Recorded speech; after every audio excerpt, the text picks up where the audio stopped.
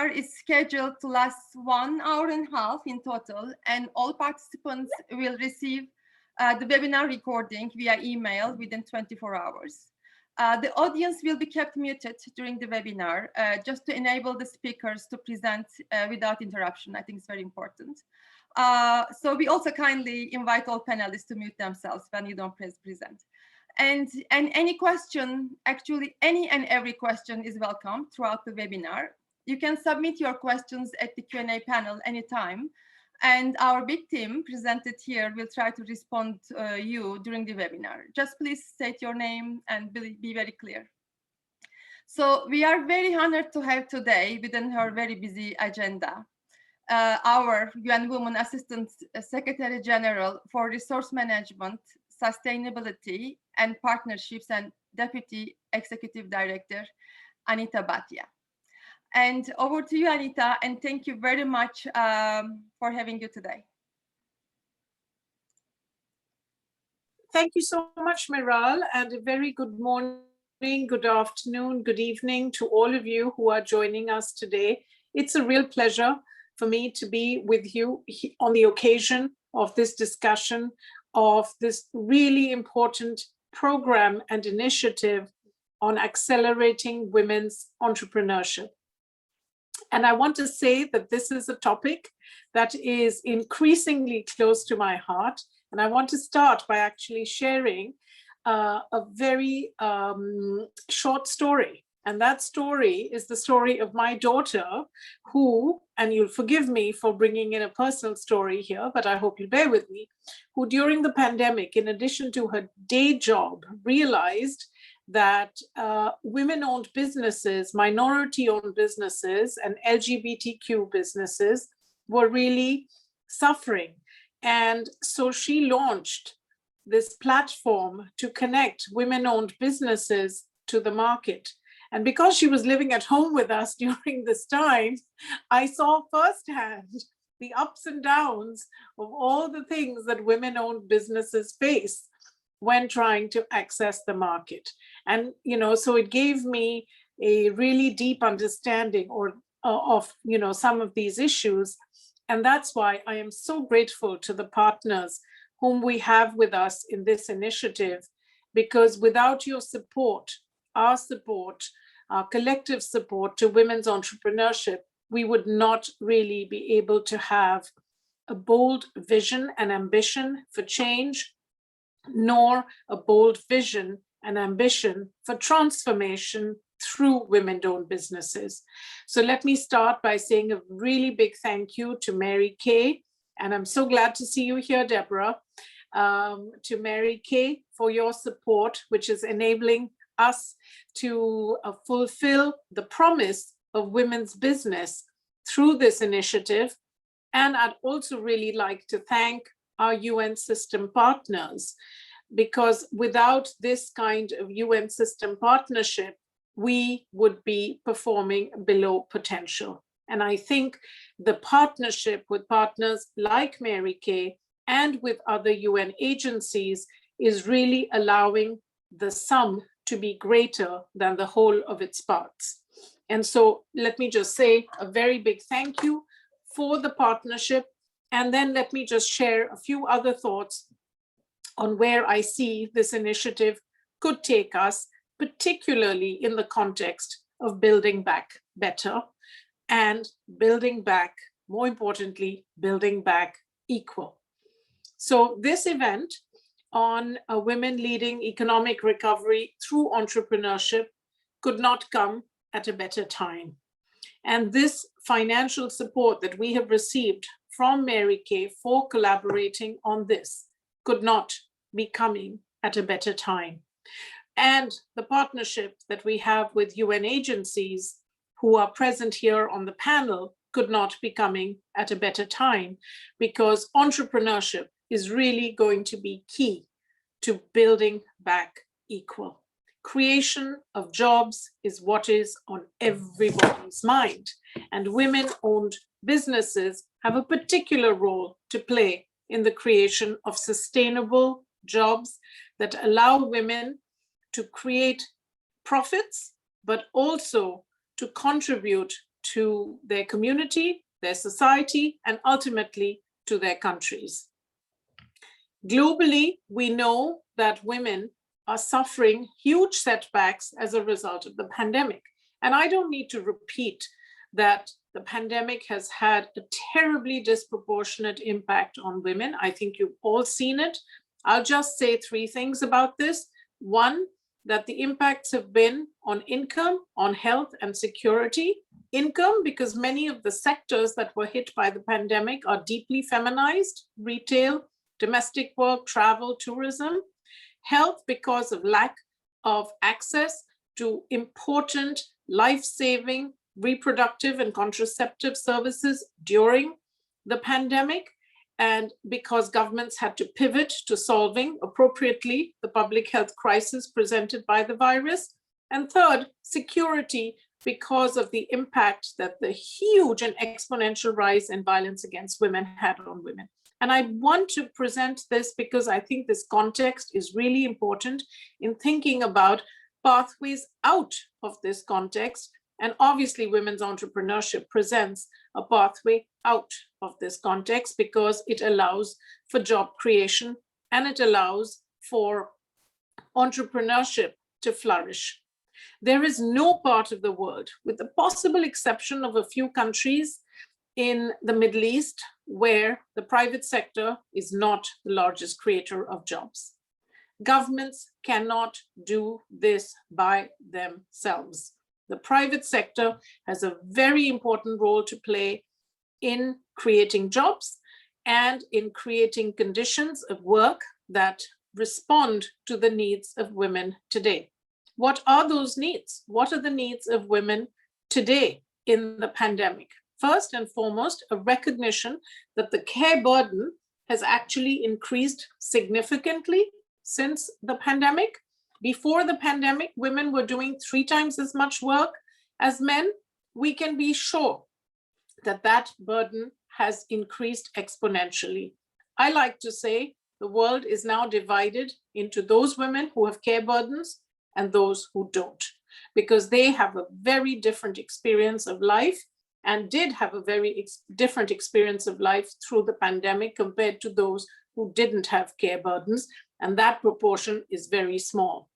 So recognizing that the care burden puts extraordinary demands on women is fundamental to any program to build back better. Second, recognizing that many stimulus packages have not yet been able to reach women-owned businesses. Not all women-owned businesses in the US have received checks, and in other parts of the world, we know from the UN Women and UNDP Global Gender Policy Tracker that many measures are in fact not being able to target women because they cannot find them, they cannot reach them, they don't have enough money, they haven't had the time to target them. For a variety of reasons, women-owned businesses are not being reached. And finally, it is really important to recognize that the pandemic, being a crisis, is also an opportunity. It is a portal to a new world. And that new world has to consist of sustainable jobs that are led by and supported by partners like us, so that women can play their rightful role in economies and building back better. I also want to say I want to share one really important factoid. Yesterday, I was looking at the data on women's leadership.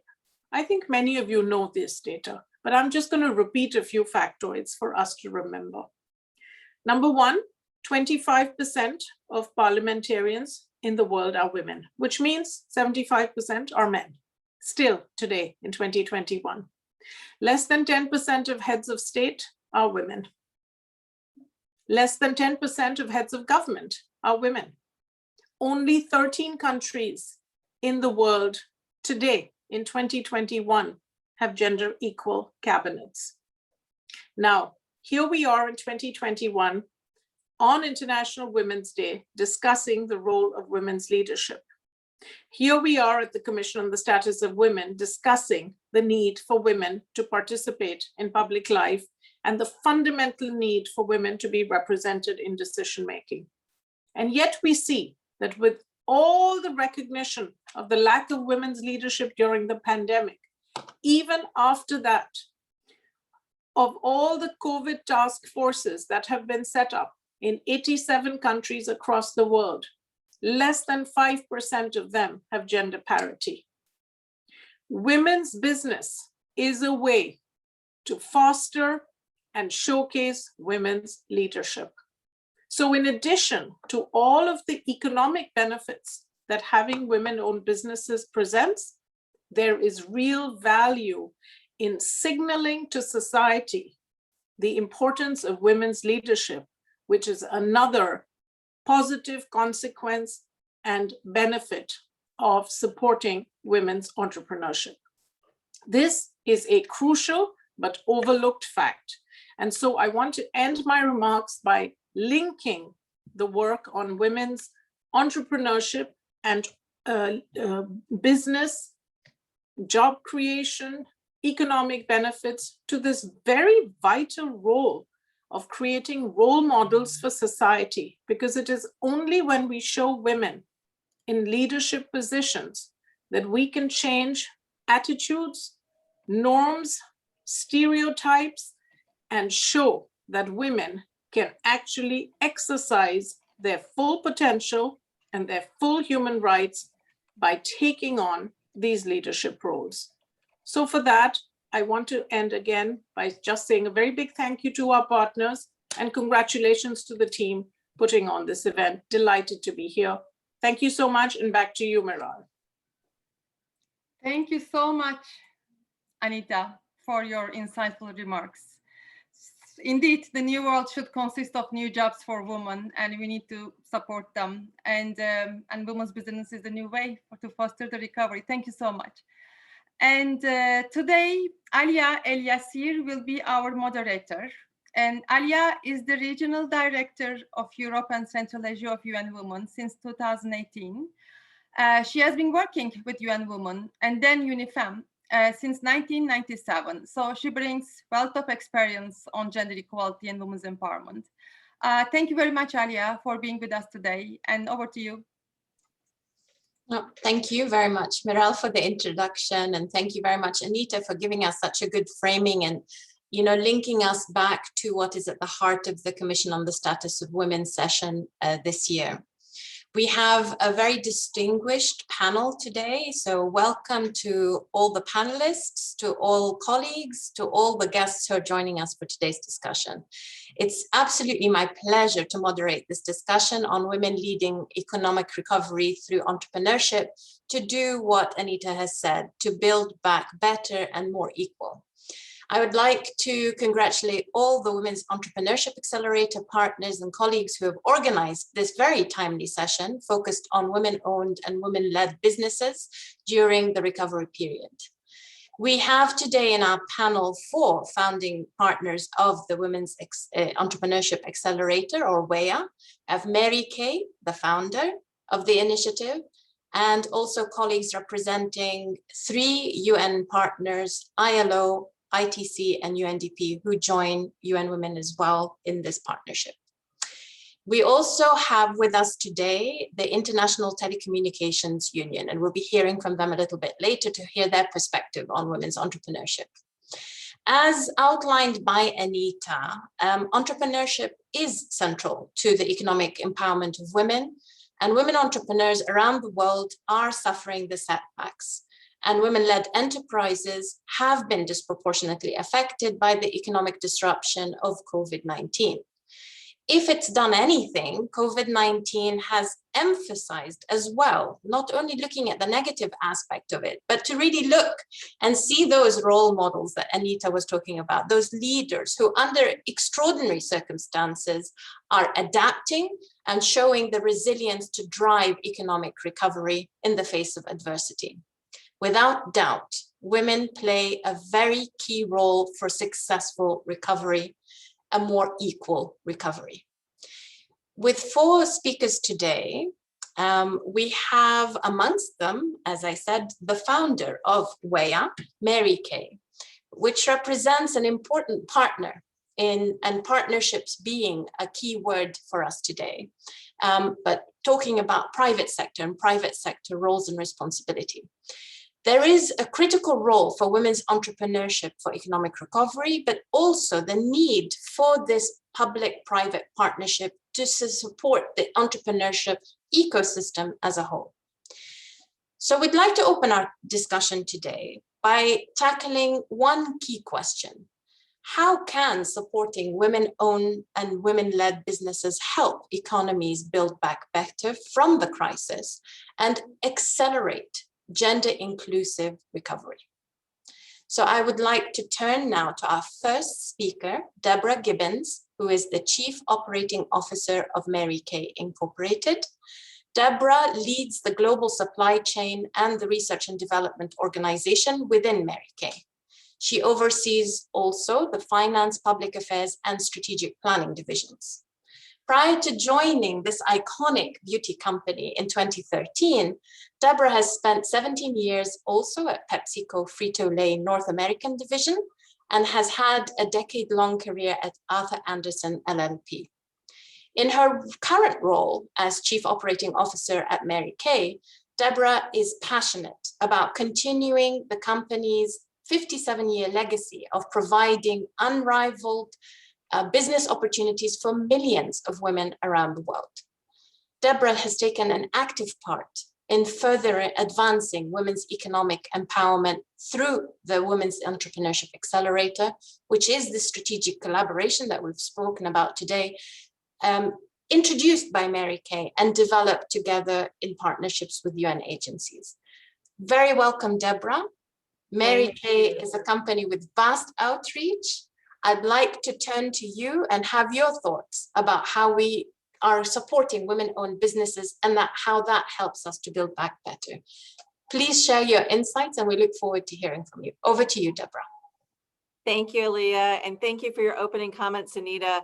I couldn't have said it better. I've been hearing the term build back better, but I'm going to erase that from my vernacular, and build back equal is exactly what we need to lead out of the impacts of what the global economy has experienced with COVID. And so I might have to have a t-shirt printed with that because that's going to be my motto and work that in. But for years, there've been growing recognition of the role that women, particularly women entrepreneurs, are playing in economic and innovation in economies all across the globe. And so there was this recognition, and coming out of what was the Great Recession in 2009, women-owned businesses around the globe have been growing at double and sometimes triple the rates, depending on the economies, of male-led businesses.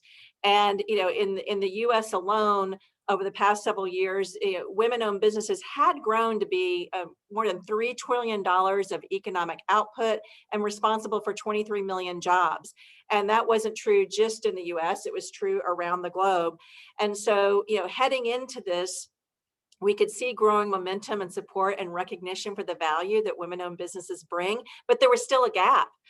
There was a report by McKinsey that was done at the end of 2019, heading into 2020, before the pandemic broke, that basically said if women-owned businesses could get to parity around the globe, that would generate over $13 trillion of annual GDP output around the globe. So, it was that kind of compelling information that really spurred Mary Kay to reach out to the UN and help put together this partnership to say, what could we do? We were about a business founded by a woman 57 years ago. It's our mission to help women reach their potential as small micro business owners. That's what the whole company is here for. It's not to sell lipstick, it's to provide an earning opportunity for women around the world. And so that gap is what led us to help come up with the idea of the Accelerator and bring these agencies together. But then the pandemic hit. So we started planning this Accelerator in 2019, and then the whole world changed. And as we've known, Anita said, and it's all been in the news, I mean, women have been so disproportionately impacted, and we've lost all of these gains in so many countries. We've taken steps backwards so that we're way back, not just 10 years, in some situations, you've seen data, at least in the United States, that women have taken up to 30 years of progress have gone backwards. And it's just breathtaking when we think about it. And we don't need to see this data, you know, we read about in the news, but we feel it every day at Mary Kay because of all of our women-owned businesses. They're telling us every day, the women that we support in our business have been talking about how they've been hit by this, that most of the women who sell Mary Kay products have another job, you know, they're teachers, there's nurses, they're in the private sector. And so feeling this impact of caregiving and being at home now, having to leave their jobs, whether the job still existed, but they had to step home to take care of children and family, or the jobs went away, their primary jobs, or even if Mary Kay was their full-time business, having to sit at home and help their children with online school, and you know, the stress of dealing with your parents and all of that comes in, it falls disproportionately on your shoulder. So we've been feeling it every day and hear it every day from the women and who are involved in our Mary Kay business. So it's very real to us. And so we've been very committed this year. What can we do for her? And you know, one of the things we've done and businesses can do is, you know, thinking about what can we do to support the women that are part of our business. We've been investing in digital tools to help her spend less time. So can she earn the same amount of money she was earning before, but with less time? So if it took her, she spent 10 hours a week on her Mary Kay business, can we make that 2 hours by giving her digital tools, finding resources to help her with training, figure out how to do this online world, how to do connections digitally when you used to be doing it personally, giving her supply chain and logistics support. You know, there's so many things that we've had to focus on. And I think that's a primary, as we've adapted, we need businesses around the world and governments to help her. How does she do things digitally in this world? So as we build back, we've got to be thinking about that, not going back to where we were in 2019, but how is she going to be different and better and equal in 2021 and beyond. And so I think that's so critical, and we're going to hear more about that. But I'm excited because what we're doing with WIA is all about that. Exactly what we had planned, and it makes me, not that we were mind readers, but I'm thrilled to know that, you know, what we were planning in 2019 as we launched and built this accelerator is really what women are going to need to build back better. They're going to need businesses with gender responsive procurement to really be focused on supporting women-owned businesses as they come out of this. She needs training and program, and she needs it digitally because she's not going to be able to do it in person. And so having digital training and tools. There's so many more things that are coming out there. We're going to need funding, government and private sector funding to help her and give her the resources that she needs. And we're going to need policies that allow women entrepreneurs to compete on an equal footing. So legal policies that are out there that support women-owned businesses. So that's how I see that we're going to build back equal. Thank you so much, Deborah. The conversation about care work and the burden of care work has resonated so much. And I mean, reflecting on Mary Kay Ash's personal story, she was a single mother herself with 3 children in the 60s. The 1960s, so unusual. And so it's really in our DNA, we feel it, and it's so acute of what women are having today. It's really remarkable, the burden. And so, you know, the mental health stresses that come from all this, we can't overlook either. It's really, it's daunting. Definitely. And I can see from the chat that this has really resonated with some of the people who are joining us online. And also just to give Ursula a heads up from ITU, you know, you touched on digital tools as well. Maybe that's something she'd like to pick up when she comes in, because we're seeing increasing importance being put on this issue. Now I'd like to turn to our second panelist, who is very well known in the world of women's entrepreneurship, Vanessa Bogbo, who is chief of the Sustainable and Inclusive Value Chain section and head of the She Trades initiative at ITC. Vanessa, you have over 20 years of experience in private sector development, having worked in both international development and the private sector. Vanessa oversees ITC's work on sustainability and trade and gender, including the She Trades initiative, which many of you may know, and the Trade for Sustainable Developments program, which empower small and medium enterprises for sustainability, focusing on labor, social impact, climate change, and the environment. She's also held positions at the International Finance Corporation, Standard Chartered Bank, and has experience as an entrepreneur herself. Vanessa, I think we may have met in Istanbul way back when in 2017 when we were able to meet face to face, but it's very nice to meet you properly today. Welcome, Vanessa. And given your long-standing experience on entrepreneurship, we'd like to hear from you how you think supporting women-owned businesses helps countries and economies build back better. So over to you, Vanessa. Thank you so much, Alia, for that introduction. I was looking around to see who you were introducing. And thank you so much, Deborah and Anita, for those wonderful comments so far. It's always great to be here at CSW, and I'm really excited to be here at CSW. And I wanted to start by just sharing my appreciation and the appreciation of ITC for being part of this Women's Entrepreneurship Accelerator. We are so grateful to be working with so many like-minded partners in this. So I thought maybe I could start with what we see coming out of the pandemic, what we know. We know that female entrepreneurship is key. I was really surprised to read the other day that in the US, women started close to 2,000 new businesses every single day last year, despite the pandemic, and that between 2014 and 2019, their numbers grew at a rate of double that of their male counterparts. So entrepreneurship is key for the economy. In the context of global value chains, you know, this continued activity of women entrepreneurs in the context of global value chains, which account for half of international trade, they suffered multiple shocks. They suffered, you know, entrepreneurs were faced with changing consumer demand, disrupted supply networks, labor shortages, acceleration in adoption of technologies. And this had significant implications for all businesses, micro, small, medium, even informal economy sector workers, because of the interconnectedness of the global economy. Our ITC survey showed that in developing countries, close to 2/3 of women-led firms saw their business operations strongly affected by the crisis, compared to just half, which is also a lot, of the companies led by men. And we heard a lot about the impact of workers as well, which is a different story. And now we hear from McKinsey that promoting gender equality and increasing women's participation in business in response to the crisis could add 13 trillion to global GDP by 2030, compared to a gender regressive scenario. So for us, it's crystal clear that with adequate support, women-led businesses can play a major role in the recovery and in job creation.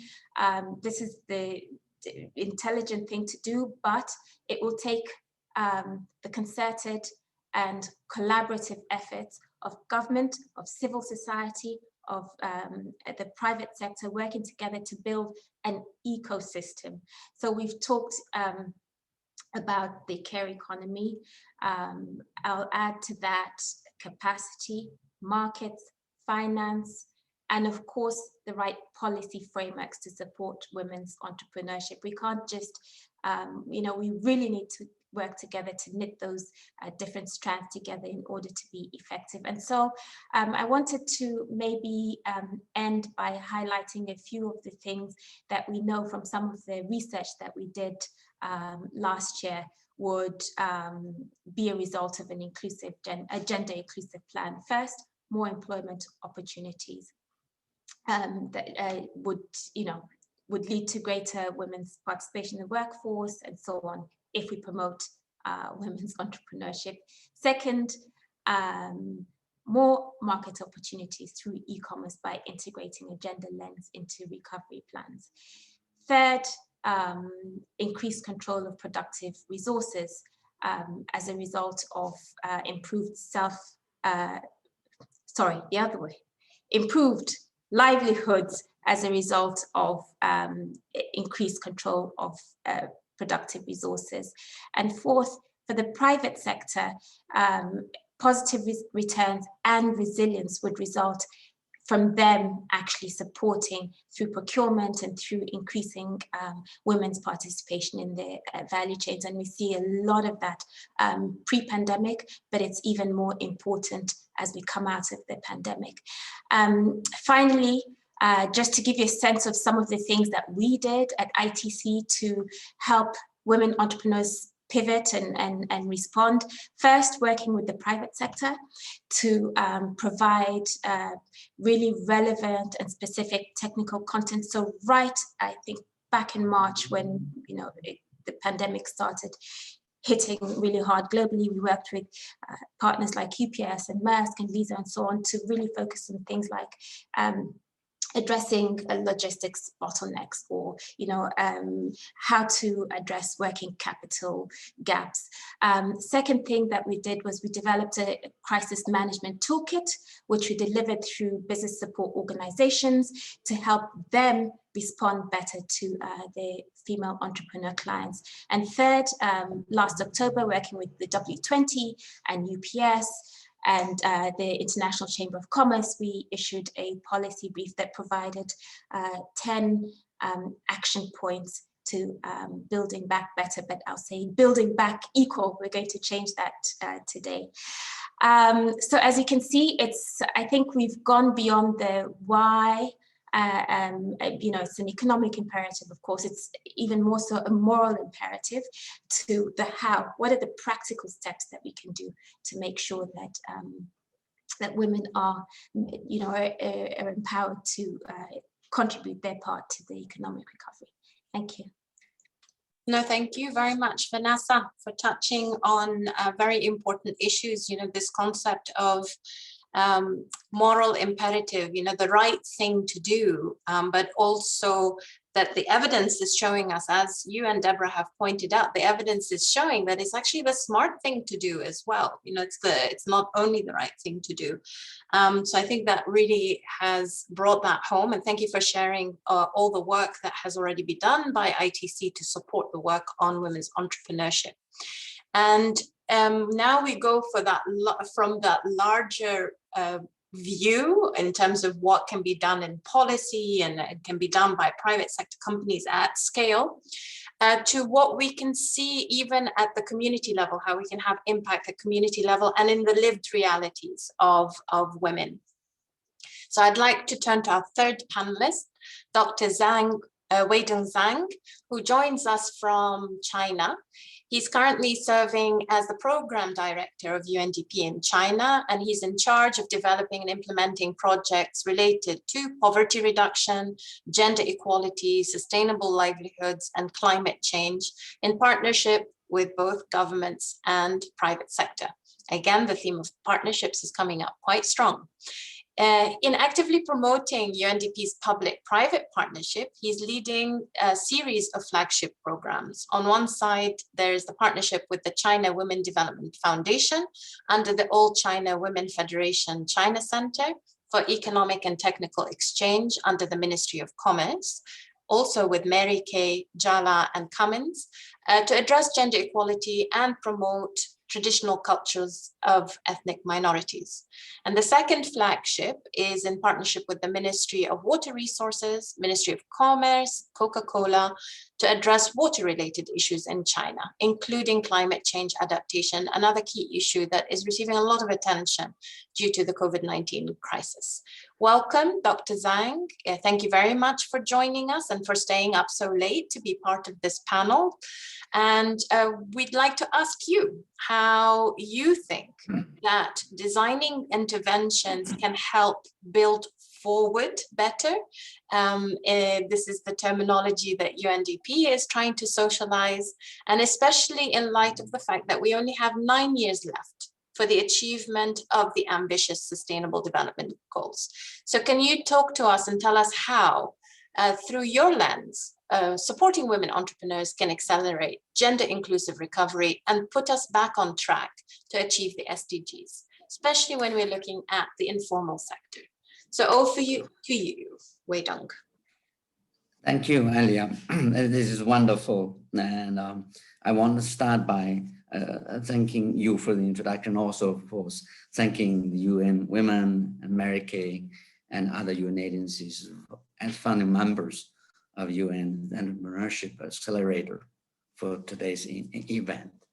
I really want to start by, really express my acknowledgement, sincere acknowledgement of Mary Kay's vision and foresight in launching this AWEA initiative in partnership with the UN agencies already in 2019, before the pandemic. And it has been even more wanting right now to have this AWEA initiative rolled out, especially when we have the pandemic and we have already or see the need to build back better. And what is importantly, as Anita mentioned, build back equal. This is a fantastic moment. Just to answer your question, I think I could start by sharing my lens of how I view it and through our practice in the country office of UNDP in China. We believe that entrepreneurship can generate jobs, but particularly for women and their peers, especially to help them tackle the challenges facing their families, their communities, and so on. And that has been proven all the time. We all know there's a saying, coins with two sides. And when we see what COVID-19 crisis has brought us, the lockdown and slowing down on the economy and losing job loss and whatever, especially as a crisis, a threat to women entrepreneurship in particular. But at the same time, it also offers us an opportunity to view things and do things differently. As some of the previous speakers have mentioned already, it might include creating a different kind of working model, not necessarily be sitting in the office and travel from home to offices, that allow people being social distancing, same time, having different way of working. Secondly, we really can accelerate very much the digitalization, digital economy and gig economy. And thirdly, also increasing the visibility of alternative forms of leadership. This is all what we have been discussed previously by the speakers and so on. The reason why we focus on this women entrepreneurship, because we all agree that women are most important agents of change. And harnessing the potential of women entrepreneurs will be crucial for sustainable and inclusive recovery of economy, particularly with the pandemic and crisis as such. As a Chinese, I would like to share with you a Chinese saying, which goes like this: a woman influences at least 3 generations. What does that mean? It means, like, a woman influences not only her generation, but also cares about the elderly generation and looking after the offspring and the young generations, the 3 generations. And this saying emphasizes really very much the woman even more as agents of change. As co-leader of UN systems of social economic responses, UNDP has been promoting gender equality and walk our talk through a gender mainstreaming in every aspect of our program in the field. And I have thus prioritized gender responsive social protection and women's economic recovery in many different developing countries, including efforts like supporting women-led micro, small, medium, enterprises through digital solutions, promotional digital solutions, and setting up cooperatives and other forms. As Anita just mentioned in her opening remark, that women usually have 3 times bigger care burden than men in a normal life, and let alone during the pandemic. It could be, as she mentioned, Anita, exponentially increases. And therefore, we know that finding ways to transition or transform or engage women's informal entrepreneurs or informal workers into a formal economy is a vital condition to a sustainable growth. And we need to acknowledge the importance of informal sectors, especially the women informal entrepreneurs and those who are having unpaid works at homes on contributing to the formal economy. And also, Deborah mentioned in her talk that 13 trillion of GDP are because of women. So this is really something really important. Therefore, we are working not just men, but women, informal, but also informal workers, migrant workers, a women's cooperative, and assisting them through scaling, rescaling, livelihood support, and other initiatives. We are also mobilizing government to enact gender-responsive policies. And this is also mentioned, as Anita mentioned, we need to work with the public sector as well. These kind of initiatives include those support women entrepreneurship through policies and through different packages through that. And with these kind of successful collaborations, especially with UN agencies, including UN Women, a COVID-19 global gender tracker is created and being monitoring policy measures enacted by government worldwide to tackle the pandemic and share best practices. UNDP, as Alia in her introductory remark, mentioning that UNDP is playing a greater role, a critical role in helping countries achieving SDGs and to set up a high-level coordination mechanism for implementation of SDGs. The Chinese government also introduced policies for setting up pilot zones for SDGs throughout the country. So far, have already 11 pilot zones has been set it up. UNDP China has been involved heavily in selecting and finalizing the sites and help them to have SDG localized and so on. And this, of course, very much include the project at a village level.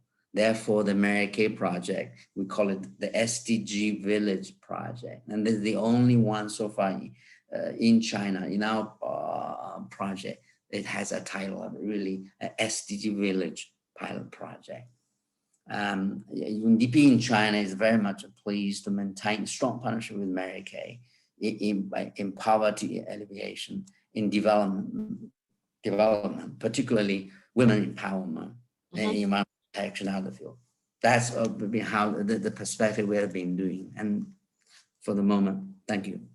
No, thank you very much for that. And maybe in the second round, we can get more in details on the SDG Village, because I'm sure those who are listening in would love to hear about that. But I think you've received a lot of positive comments for the lovely saying. I think a lot of us will be using this, and it brought to my mind also this whole concept of, you know, the last World Conference on Women happened in Beijing, in China, 26 years ago. And this whole Generation Equality Initiative is about, you know, looking forward to looking back at the generation before us and looking forward to the future generation, and how can we do right by this future generation. So to think about we think about Mary Kay Ash as the first generation, and we are here today, and then we look, what kind of future do we want to build for women entrepreneurs and future women entrepreneurs, like Anita's daughter, as well. So I think it gives us a lot to think about, and I really want to thank you also for focusing on the women themselves as well as agents of change. So how, it's a collective responsibility in terms of how we make it work for them. And make that future a better and brighter future. Thank you so much. And hopefully we'll be able to come back to you and you can give us more details. Thank you. Thank you so much. And we were supposed to have Martha Newton, ILO's Deputy Director General for Policy, but she was urgently called into another meeting, which has run over time, and she will hopefully be able to join us later on in the panel. But we are very lucky to have Vic Van Vorden, who is the director of the ILO Enterprises team, with us today, and he's stepping in. He has a background in law, and he started his career at the South African Department of Justice as a public prosecutor and magistrate. Afterwards, he moved into the private sector and took on various executive positions. He's also served as the Chief Operations Officer of the National Unified Business Federation organization in South Africa, which he helped to establish before moving in 2009 to work with the International Labour Organization. Vic, it's great to have you with us. Please tell us from your experience and from the ILO perspective, how supporting women-owned businesses helps economies build back better and more equal. Over to you. Thank you. I want to start with a bit of an emotive introduction rather than going straight into technical stuff. It's like talking in church today. We're speaking to the converted, and the trick is, how do we go from a discussion like this to oriented action? We've got to move beyond the intellectual debate in the boardrooms, where we find that year after year, companies take decision on gender, they push it out to the corporate social responsibility or to a gender department, and it's not mainstreamed in company policy or in government policy to the extent that it becomes actionable. And I think we come back year after year and disappointed that we haven't made the inroads that we need to make. And so we've got to call on governments and leaders now to take up this call and do something concrete. We've got to move to action now. And the action's got to be a human-centered approach, because we're not talking about same stuff for everyone. We've got to have a very specific niche that we're dealing with women who've got different circumstances and have different needs. And so we can't use the same old solutions and think we're going to make an impact in the gender equity area. I wish we could buy a dream catcher for all of the leaders out there, the male leaders, and put a dream catcher in their room and let them start catching the dreams of what many women have. I've been a mentor for a number of young disadvantaged women in South Africa, of young abused girls. And it's been amazing when you give them a little bit of help to catch their dream of what they can really achieve. And that's where I laud Mary Kay for what they're doing, because they're creating the standard of what can happen, but it needs to be scaled up. And we've got to get people to start catching that dream and not sit down purely from an intellectual debate. I sound like a preacher, so I'm going to move on to some of the stuff that we're doing in the ILO, which may be of interest.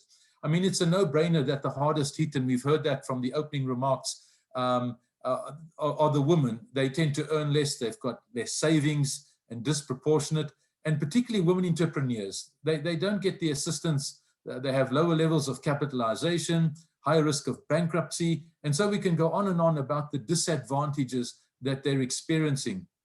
So recovery efforts need to take into account specific issues that women entrepreneurs are facing. It has to be customized to deal with those needs. It's not the same old that's put out there for everybody else. There needs to be income security for them. We need to look at the expanding to affordable and quality childcare. These are the real things that we've got to talk about. We need to provide benefits to women in the informal economy, where they are way overrepresented. One of the speakers has raised this already. We need to look at longer term strategies for the extension of social protection, which should be a broader part of integrated strategies. And I think the call for policies has been called on time and time again. It's got to be mainstreamed in national strategies, and that's where we find it lacking. The COVID-19 crisis calls for interventions that uphold international labor standards, and that's where we as the ILO come in. we have to make sure that we bring in, when we're looking at programs, that we bring in practices that bring in equity. And we've heard this word equity time and time again. It's not just any old job that we'll do or any old entrepreneurship of necessity. We're looking for entrepreneurship of opportunity, not of necessity. Selling streets on a street corner and providing them a space is not what we're talking about. This has got to be at the heart of recovery.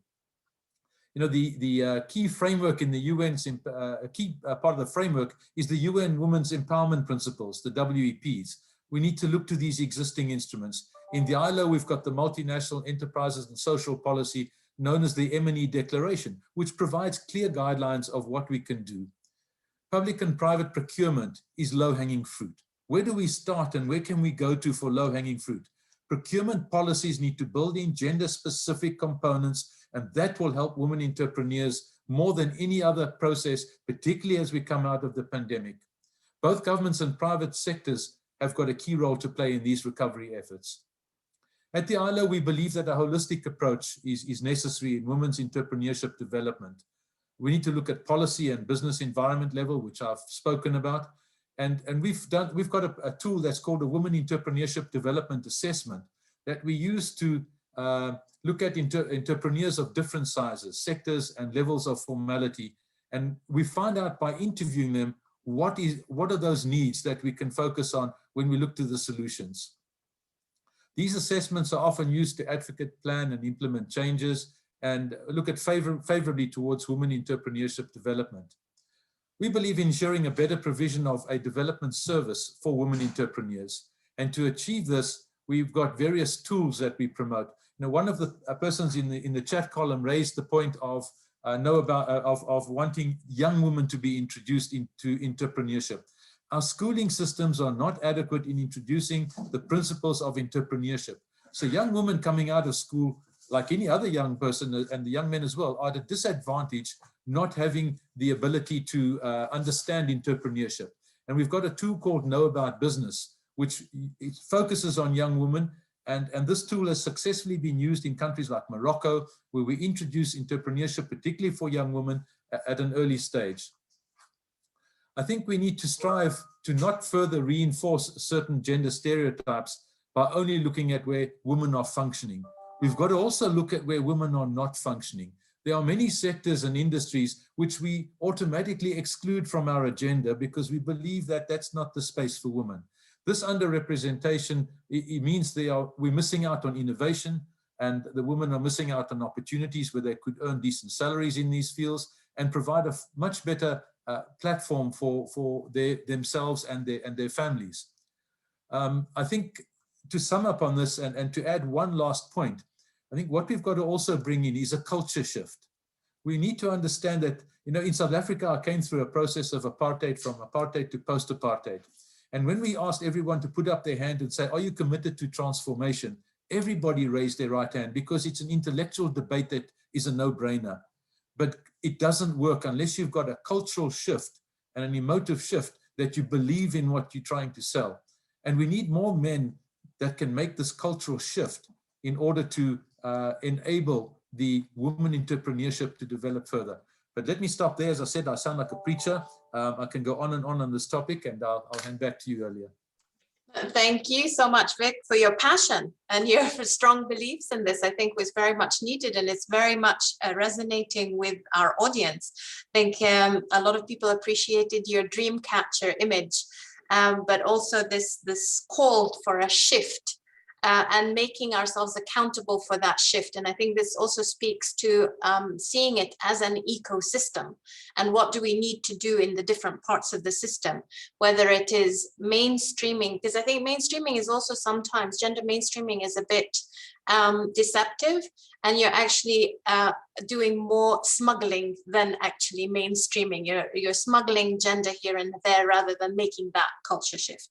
But you put forward really interesting ideas. We know that gender responsive procurement is an element of also this initiative, the Women's Entrepreneurship Accelerator.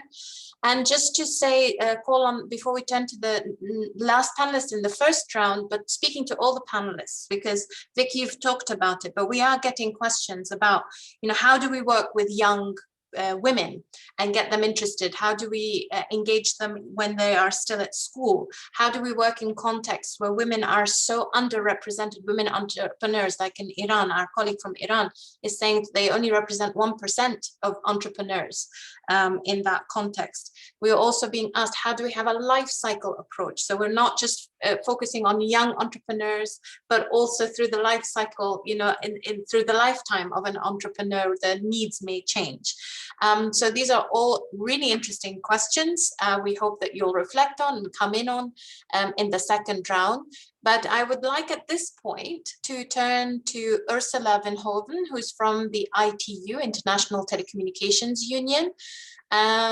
You do a lot of interesting work in the ITU on tackling what has been recognized as a digital gender divide. Ursula, you're a lawyer who joined ITU in 2017 as its representative to the UN, leading UN relations and representing the agency and its Secretary General at the UN in New York. Ursula works at the intersection of technology and development, promoting digital inclusion and the use of information communication technologies for sustainable development. Prior to joining ITU, Ursula worked for 14 years with UN Global Compact, where she was responsible for the creation and development of many initiatives, including the Women's Empowerment Principles that we heard Vic talk about as a critical tool. And there have been many tools that have been mentioned today. And I call on all colleagues who are online to use the chat to put all the links who the participants can reach so they can access these tools. Welcome, Ursula. And I will ask you the same question, but maybe looking at it from the ITU perspective. How can we use and leverage information communication technologies more effectively to support women's entrepreneurship? Or if you'd like to pick up on any of the points that have been brought up in the discussion today. Let us know your thoughts, and looking forward to hearing from you. Over to you, Ursula. Thanks so much, Alia. It's such a pleasure for ITU to be invited to join this conversation today with this really distinguished group. And I think I'd just start by recalling how important it is to remember that in even tuning into this webinar today, we are able to do something that half of the world and a disproportionate number of women still cannot do because they're not yet connected to the internet. Even many of those who are connected face barriers ranging from lack of affordability to online harassment, from lack of relevant content to lack of digital skills, to social norms or stereotypes that prevent them from being able to make the most of what ICTs have to offer. The ITU, as the UN Specialized Agency for Information Communication Technologies, ICTs, allocates global radio spectrum and satellite orbits, develops the technical standards that ensure networks and technologies seamlessly interconnect, and strives to improve access to ICTs to underserved communities worldwide. And this includes working to help address the significant gender digital divide that you referred to, and towards a more inclusive tech sector. Every time you make a phone call using your mobile or access the internet or send an email, we're all benefiting from the work that's been done by ITU and its stakeholders in the past. So ICTs can be a very powerful engine of sustainable development. And in the hands of women entrepreneurs, they can be transformational. They're business tools that can help overcome barriers and provide access to new markets locally, regionally, and even globally. They can provide access to information, training, new partners, goods and services that are valuable for the business. ICTs enable operating more efficiently and competitively, scaling up faster, and accessing financial services. They're also platforms for conducting business, as we know, and ICT goods and services also can be the business, of course. ICTs can contribute to overcoming barriers many women face, such as limitation on their physical mobility, being time poor, and lower access to traditional forms of education and training. And Deborah did a terrific job of highlighting the value of digital tools for women entrepreneurs in her business to help build and conduct their businesses more efficiently and use their limited time. And when women and girls are empowered through digital technologies, Our data shows that their families, communities, and national economies benefit as well. Bringing an additional 600 million women and girls online could boost global GDP by as much as US 18 billion. We all witnessed that COVID has fast-tracked the rise of the digital economy and e-commerce. Technology and data are already powering supply chains, and as digital technologies develop, the digital skills necessary to drive and connect with digital supply chain technology will also evolve. So to remain active in current value chains and access new ones, digital literacy is increasingly essential. However, developing countries, and in particular women entrepreneurs, still face digital skills deficiencies and the serious digital divide. So we're ramping up work with different partners to address these issues. At the systemic level, we support women entrepreneurs and governments to create a shared ownership of national digital policies by adopting a multi-stakeholder approach. Digital policies that mainstream gender create a more conducive and inclusive ecosystem that can provide women entrepreneurs and employees with greater access to markets, knowledge, and opportunity. Policies that are linked to development of female digital literacy, facilitating web-based female entrepreneurship, and empowering women financially through innovative digital finance tools and e-government open a wide range of opportunities for women in the digital age. And my colleague's going to post some more data around policies, etc., in the chat. Thank you. Thank you so much, Ursula. And we look forward to hearing from you again as we go for the second round. And you picked up on keywords: multi-stakeholder approaches, inclusive ecosystem. And just keeping in mind that our colleague Vanessa from ITC has to leave the meeting, I'm going to hand directly to her to reflect on this. What more can we do? And especially thinking about the sum greater than the parts, partnerships being at the heart of this. Can you give us your thoughts on these issues? Over to you, Vanessa. Thank you so much, Alia. Actually, since there's not much time, I'm going to highlight two things. The first one, I don't think I can leave this panel without pointing to the incredible change that we're seeing today. Women rising in fields where they were previously dominated by men, and because leadership really matters. I'm really thrilled. For the first time, we have 3 amazing, formidable women leading the 3 international trade organizations. What's that going to mean? At ITC, at the World Trade Organization, and at UNCTAD. We have a female DG of the EU. We have a brand new female US trade representative in the US. And actually, I was just reading earlier today that globally, the trade and industry portfolio is among the top 5 ministries held by women for the first time. So we are making some progress now. On some specific innovative approaches to collaboration, I think I will highlight one, which is blended financing mechanisms, such as the one that we have with CARE USA, which is an international NGO, and Bamboo Capital Partners, which is an impact fund. And working together to facilitate public capital that will catalyze private capital into a $75 million fund to invest in gender justice in South and Southeast Asia. So, multi-stakeholder, private sector, philanthropy, civil society, UN. So I think that's one, because it's going to take all of us to bridge that financing gender divide. And then the second type of collaboration that I would like to highlight is, of course, the partnership that we have here with several different agencies with the support of Mary Kay in the Women's Entrepreneurship Accelerator. And I think it's, bringing together, us like-minded agencies to really put together our different capabilities to advance women's economic opportunities. And ITC is really looking forward to, we've already started building on our existing curriculum to developing this online entrepreneurship curriculum in a number of different languages, targeting a diverse range of countries that aims to teach the skills to develop and set up businesses that have the potential to be economically viable. And these are interactive modules. Women from all around the world who want to take the entrepreneurial route will learn how to prepare their business model canvases, design pitches, identify sources of funding, find the right partners, set up their businesses and flourish. And that's where I will stop for today. Thank you.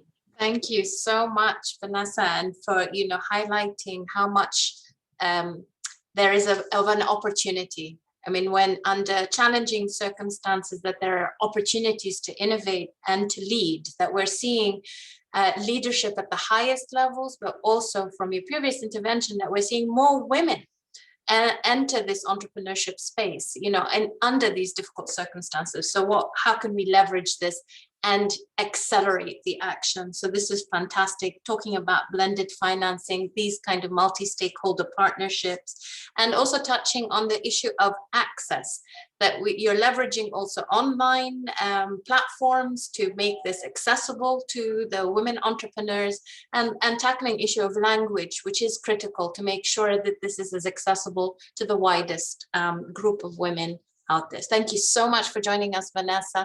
We hope that we'll be able to touch base with you again.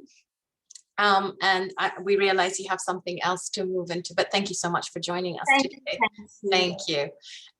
Deborah, can we come back to you? And you've heard all of the interventions. There's a lot that's been going on, a lot that's been said.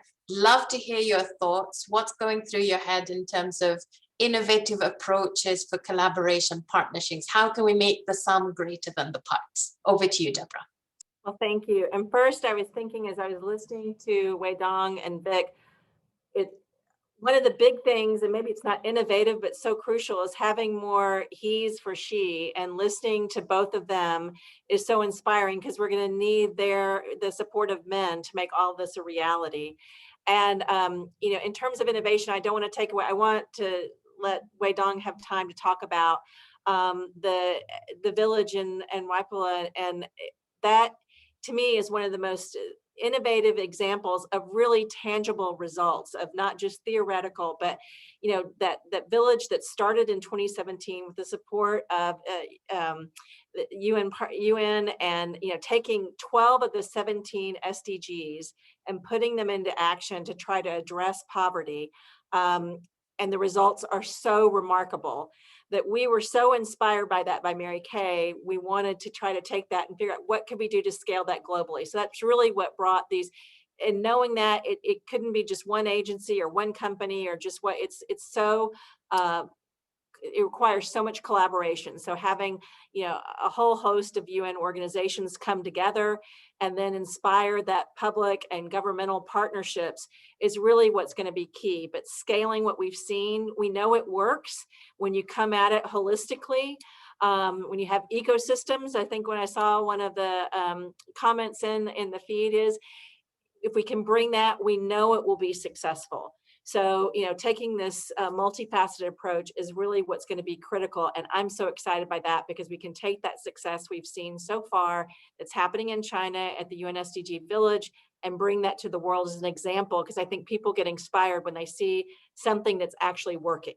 And so with that, I want to turn it over to Wei Dong, and so he has time to talk about what's been happening and what are the results of that. So Wei Dong, a lot of anticipation now. Please tell us more about how you've been able to do something very innovative, very different at the village level. Please tell us more. If you can do it in 5 to 7 minutes. I know it's such a huge initiative, but if you can try it. Yeah. Over to you. I'll be on time. Okay, thank you. Thank you, Deborah, for your thank you, and the questions, really trying to squeeze what really in a short amount of time what we have done. And one of the first innovative approach what we've been doing here in China is really to apply a methodology of developing a multiple dimensional strategy and fostering multi-sector partnership. And that partnership will be designed specifically to facilitate women entrepreneurs. And only with this kind of sectoral partnership or multi-dimensional strategies can we effectively catalyze transformation of lives of women and communities at local level. So this is the first key innovative approach. It means have partnership, multi-sector partnership, public and private, and then also strategies and so on. This is the first thing. Second, to just illustrate this, and we've been working with America, China Women Development Federations, and China International Center for Economic and Technical Exchange, and the MOFCOM. We launched this SDG pilot village project in 2017. And this site was selected, of course, among the partners in what I mentioned, and in a village called Waipula, which is a very poor village of an E-ethnic group in Chuxing E ethnic group autonomous prefecture of Yunnan province in China. And this village is among one of the National Traditional Village Protection Project in 2016 that will protect the ethnic culture and so on. And the fund provided by Mary Kay, and we will use the fund particularly to orient towards women empowerment and improvement to village infrastructure and cultural conservation efforts, and especially to kind of tailor-made an ecotourism related to business development in the village.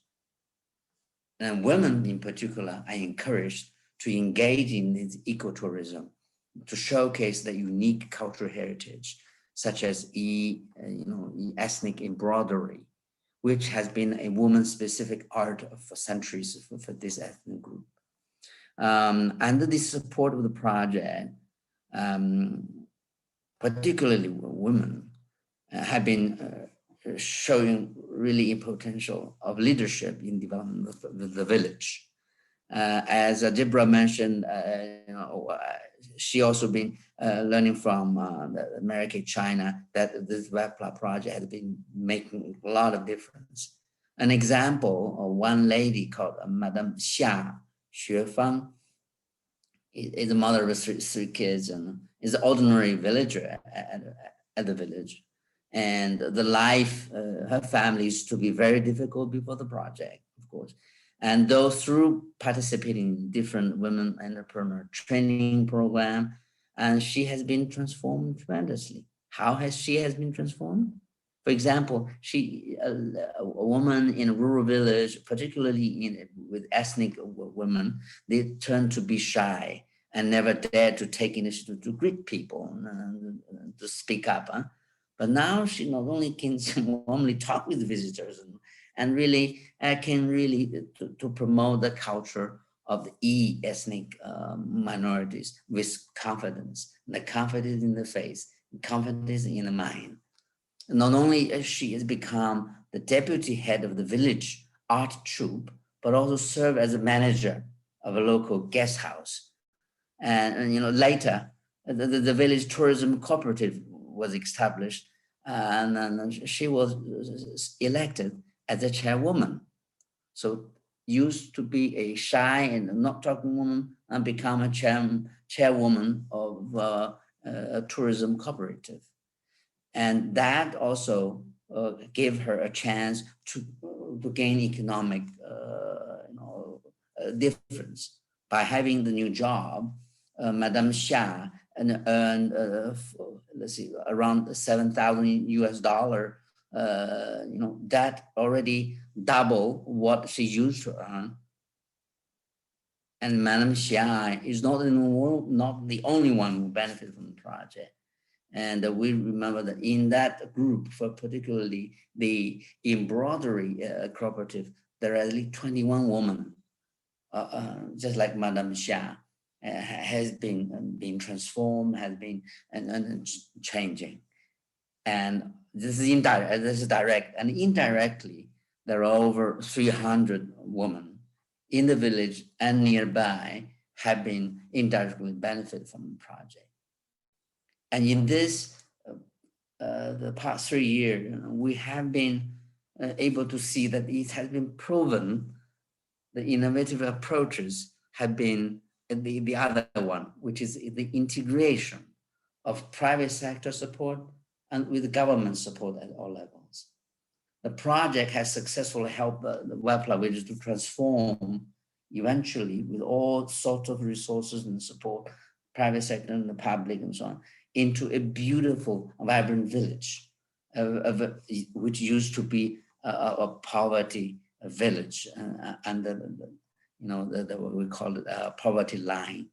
And in that, I just show you a few numbers that in 2017, the poverty rate dropped, from 28 and then to 0.7 in 29 and 19. So from 28% in 2017 down to 0.7 in 2019. And by October 2020, last year, and the poverty rate dropped to 0. That's how really the project has been helping transform the village. And another kind of a project innovation is really to have the rural development led by women empowerment.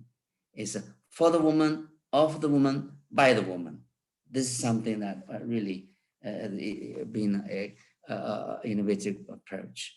And this has been proven a successful model for implementing sustainable development goals that at community level particularly.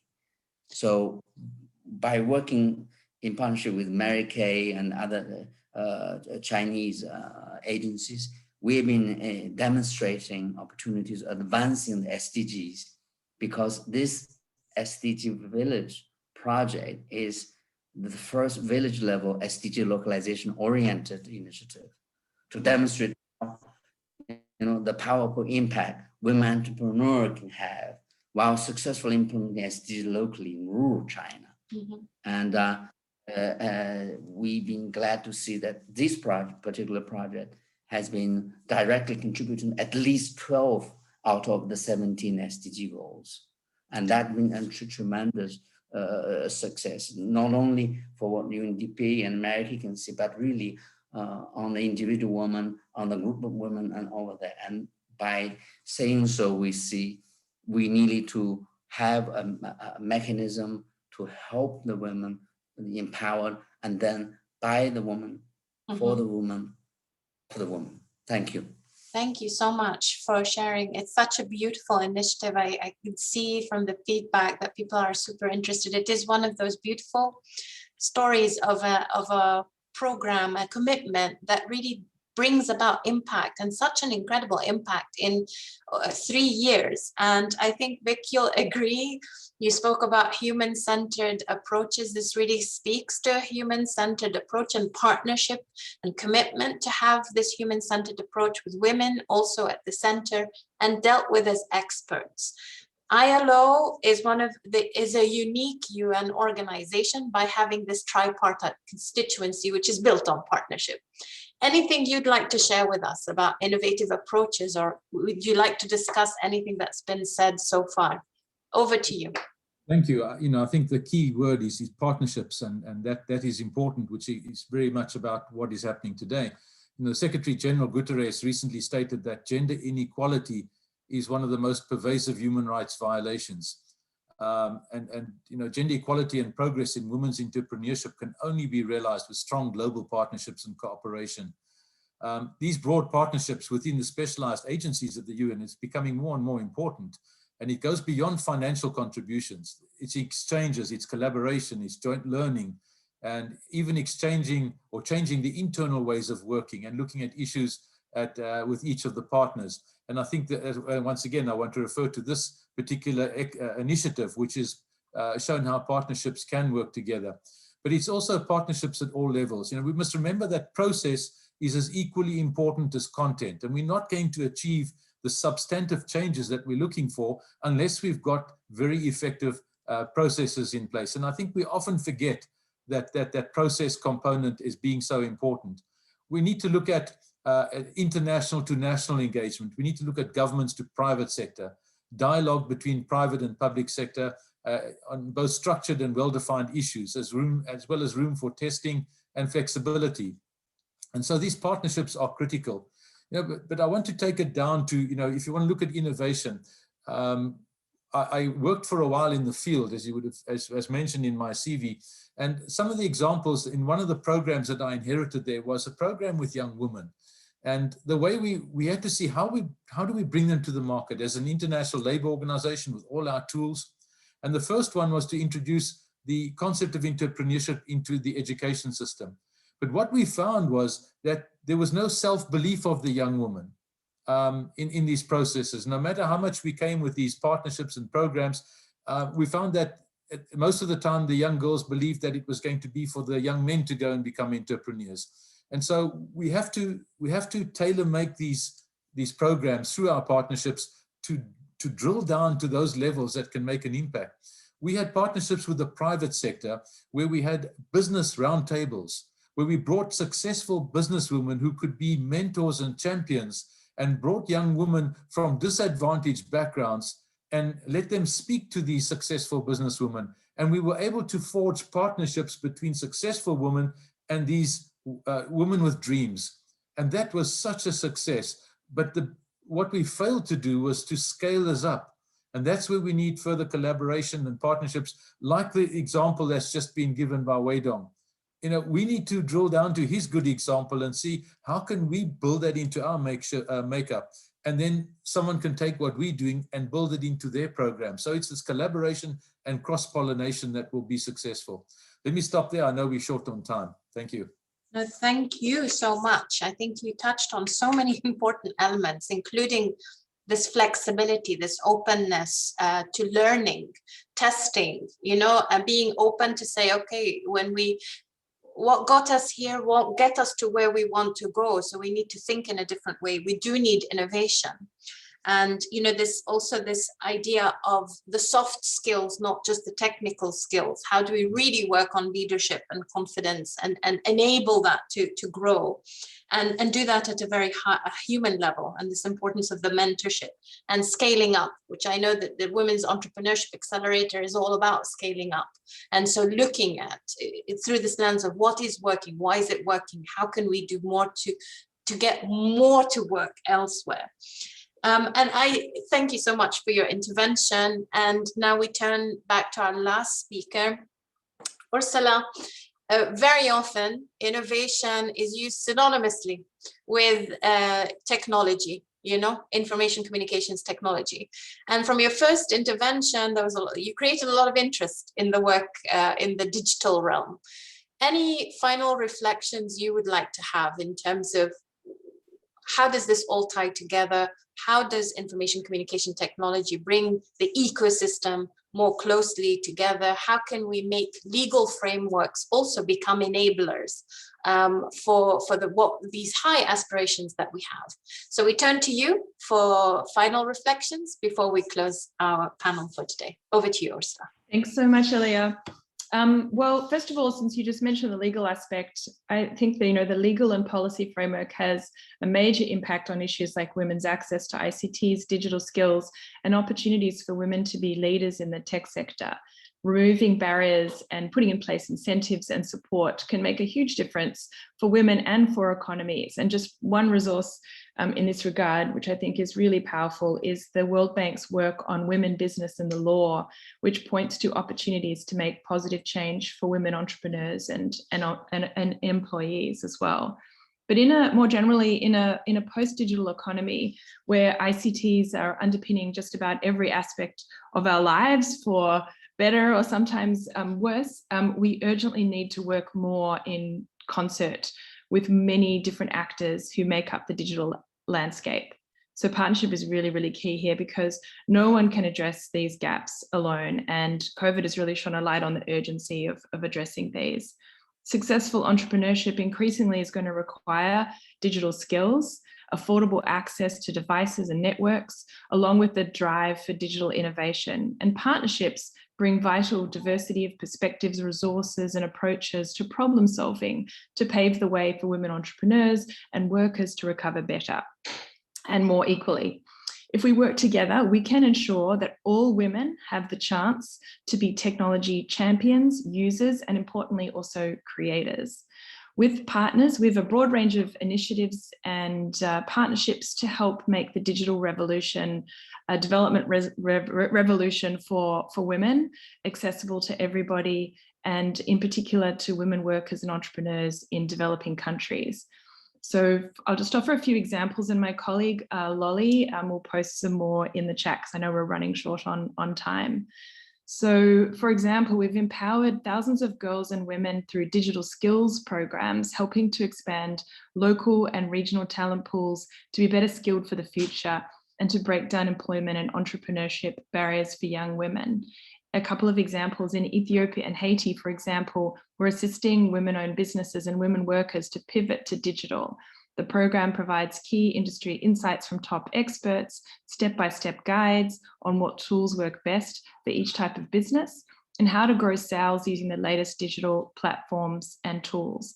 And then in Burundi, we're working with women-owned businesses and women farmers in the coffee and tea value chain. The program provides basic digital skills and empowers women farmers with knowledge on the uses of mobile phones for their personal and professional development. And it also includes developing curriculum for national partners to train trainers and community leaders. But there are other examples. For example, collaboration with the private sector, which was mentioned earlier, is a really critical way forward here. With EY, GSMA, and W4, we're collaborating to run the first gender transformative digital skills training course, offering 5 million young women by 2030 free of charge access to high quality, highly recognized digital skills training and certification program. And then with Cisco, we're establishing a network of digital transformation centers in underserved regions. And last year we had a Women in Technology Innovation Challenge. And also through an intergenerational interview series that we have called Talking Tech, Girls and Women in ICT, we're hoping to make more visible women in tech role models, including women entrepreneurs in tech. So I'll just finish by saying that the Equals Global Partnership for Gender Equality in the Digital Age, whose secretariat is at the ITU, is also based on the premise that collaboration, coordination, and cooperation, including on evidence-based solutions, is needed for equality of access to ICT, digital skills for women and girls, equal leadership opportunities, and a stronger ecosystem for women entrepreneurs in tech. And Equals partners are engaged in lots of programs to support women entrepreneurs in tech. More is at equals.org. Thank you very much. Thank you so much, Ursula, for emphasizing the importance of the overall enabling environment and also touching on some of the many important points that have been raised by other panelists in terms of, you know, creating these partnerships, creating enabling environments also at the individual level through mentorship, connecting. So that's wonderful. Thank you so much for that. And thank you to all the speakers for really amazing insights today from all your interventions and for being so willing to share all your experience. I think we have all come to an understanding that COVID-19 is not gender neutral. It has had a disproportionate impact on women and girls, but it also is offering us a once in a lifetime opportunity that now we need to leverage. We also really got a very clear indication that we need to support women's entrepreneurship and to accelerate all of the actions to make sure that there is gender inclusive recovery, and that we need more than ever this multi-stakeholder and close collaboration and partnership between public and private sector, and also together with international organizations, civil society, and others. We need to bring all hands on deck. And maybe we can adapt the Chinese proverb and say it's not only in the spirit of he for she, it's not only a woman that influences at least 3 generations. Let us make sure that we're all influencing at least 3 generations. Let us all be she for she, he for she, or whatever it takes to make the world a better place. I would like to invite all the public and private sector partners and UN partners to use this as an opportunity to jumpstart change, to make this a better world for the future generations, join the initiative of this Women Entrepreneurship Accelerator and make it grow over the next decade so that we are reaching more and more women who are just waiting to engage and are just waiting for this kind of support. I would like to thank wholeheartedly Mary Kay for being, the creator of this initiative. Deborah, Kelly, and Virginie, it's been an absolute pleasure to collaborate with you. And I think I speak for all the UN partners that really this has been a wonderful co-creation, a wonderful opportunity to share and grow ideas.